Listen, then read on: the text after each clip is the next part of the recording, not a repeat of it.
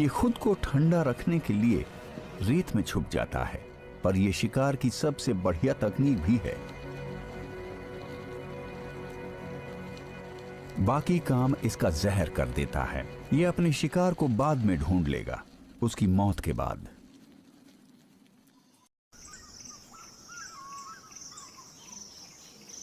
देखा जाए तो सबसे पेचीदा हमला वो होता है जिसमें कई सारे शिकारी शामिल होते हैं, जिन्हें एक ही शिकार को पकड़ने के लिए तालमेल बैठाकर काम करना होता है।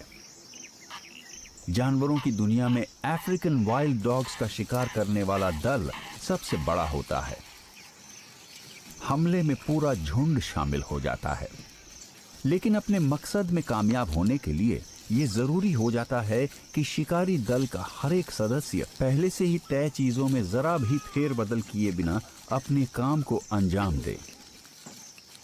इस खेल में गलती की कोई गुंजाइश नहीं है।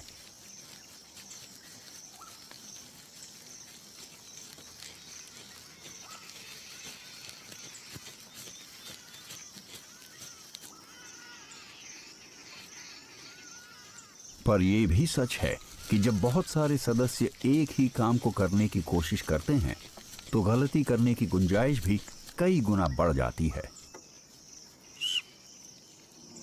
सबसे आम गलती तब होती है जब संभावित शिकार वक्त रहते खुद को बचाने के लिए शिकारियों के झुंड के किसी सदस्य को देख लेता है, जैसे झुंड के सबसे कम उम्र के सदस्य या सबसे अनाड़ी या सबसे भूखे सदस्य को।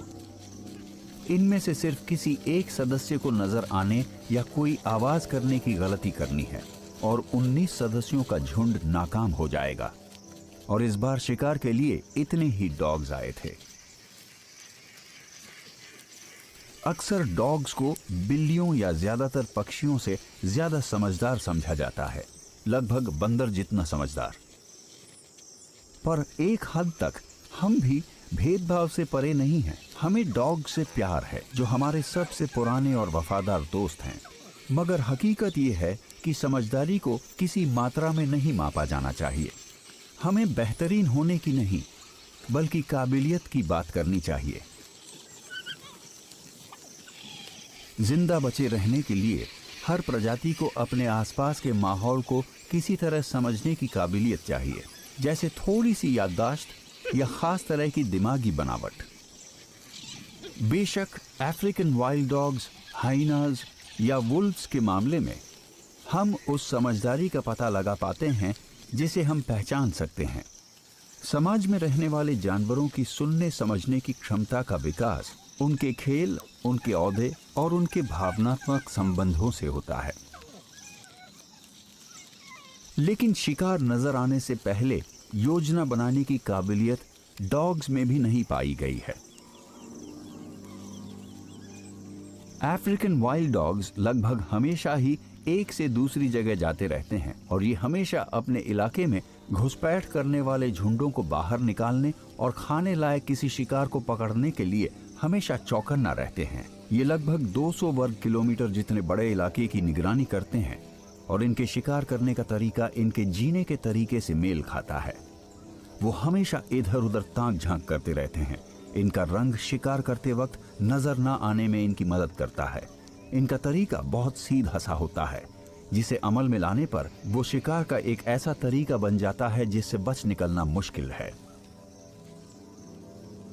इनके चलने का तरीका बदल जाता है और एक लाइन में चलने के बजाय ये फैल जाते हैं। ये ऐसा इसलिए करते हैं ताकि ये मादा लीडर के पीछे पीछे चलते हुए एक साथ रहे। इलाके की खूबियां, शिकार की प्रतिक्रिया और इनका अनुभव बाकी का काम कर देता है। जिस शिकार का पता लीडर अफ्रीकन वाइल्ड डॉग लगाती है, अगर वो इन्हें देखकर भाग ना जाए तो जल्द ही विंड डॉग्स उसे दाईं और बाईं तरफ से घेर लेंगे और शिकार के पास बचने का कोई मौका नहीं होगा। ये अचानक से और मिलिट्री की तरफ फैलकर हमला करने की तकनीक का मिला जुला रूप है।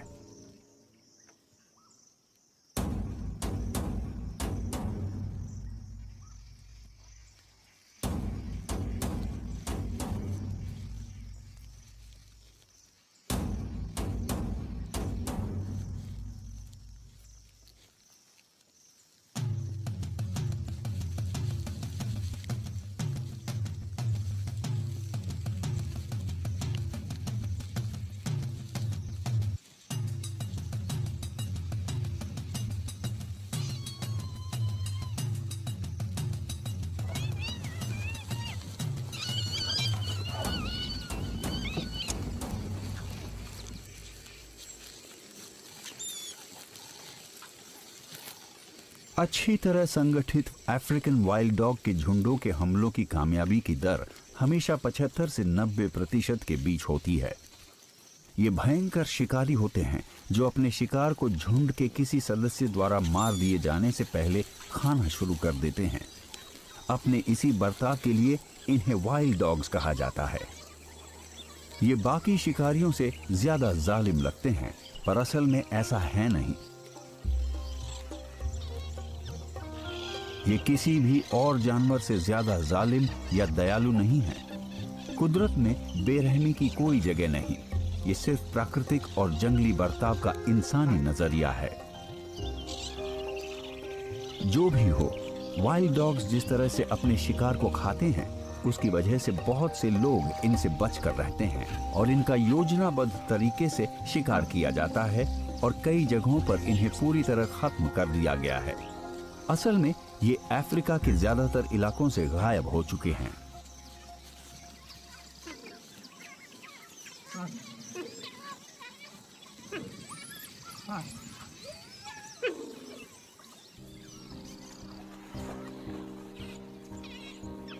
जानवरों को इस तरह देखना जैसे वो भी कभी इंसान थे, हमें वन्य जीवन की हकीकत से अलग करके हमें उलझन में डाल देता है। कुछ लोगों को लगता है कि वो किसी तेंदुए या किसी हाथी से दोस्ती कर सकते हैं। ऐसे भी लोग हैं जो शेर को पालतू बनाकर रखते हैं। ये एक खतरनाक खेल है जो इसे खेलने वालों के नादानी को दिखाता है। एक शिकारी हमेशा शिकारी ही रहता है। यहां तक कि डॉग्स भी अपनी पुरानी फितरत को अंदर दबाए रखते हैं। लेकिन मांसाहारी जीव अपने शिकार से ज्यादा बुरे नहीं होते, ना ही उनसे बेहतर होते हैं। मांस खाने वाले जानवर बुरे नहीं होते, ना ही अच्छे होते हैं। हर जानवर अपने कुदरती माहौल के लिए बहुत जरूरी होता है। विकास की प्रक्रिया अपना काम करती रहती है, जिसकी वजह से एक नपातुला युद्ध जो रोजाना अलग प्रजातियों के बीच लड़ा जाता है।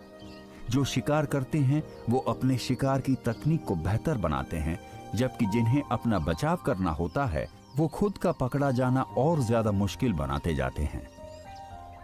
और जब तक हर प्रजाति के सदस्यों के बीच ये मुकाबला चलता रहेगा, हर चीज कुदरती और जंगली तरीके से अपना काम करती रहेगी।